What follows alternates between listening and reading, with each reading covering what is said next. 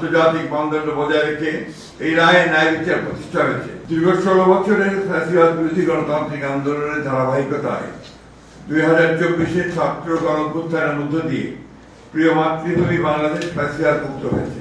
এই দীর্ঘ রক্তাক্ত সংগ্রামে শত সহস্র বিরোধী দলীয় রাজনৈতিক নেতাকর্মী সহ সমাজের সর্বস্তরের অসংখ্য নাগরিক গুম, খুন, বিচার বহির্ভূত হত্যাকাণ্ড, হামলা, মামলা, নির্যাতন, নিপীড়ন ও অবর্ণনীয় দুর্ভোগের শিকার হয়েছে।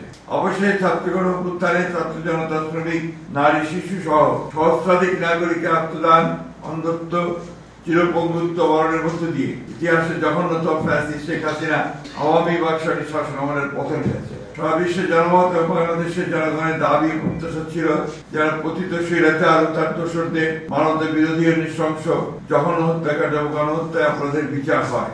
আন্তর্জাতিক অপরাধ ট্রাইব্যুনালের দীর্ঘ বিচারিক প্রক্রিয়ার মধ্য দিয়ে আন্তর্জাতিক মানদণ্ড বজায় রেখে আজকে আওয়ামী ফ্যাসিস্ট শেখ হাসিনা তার 2 দোসরের বিরুদ্ধে রায় ঘোষিত হয়েছে। এই রায়ে ন্যায় বিচার প্রতিষ্ঠা হয়েছে। আইনের বিধান অনুযায়ী সর্বোচ্চ সাজা প্রদান করা হয়েছে ফ্যাসিস্ট শেখ হাসিনা তার দোসর সাবেক স্বরাষ্ট্রমন্ত্রী আসাদুজ্জামান কামালের। পুলিশের সাবেক আইজিপি চৌধুরী আব্দুল্লাহ মামুনকে বিচারিক প্রক্রিয়ায় সহযোগিতার কারণে প্রাপ্য সাজা কমিয়ে 5 বছর কারাদণ্ড প্রদান করা হয়েছে।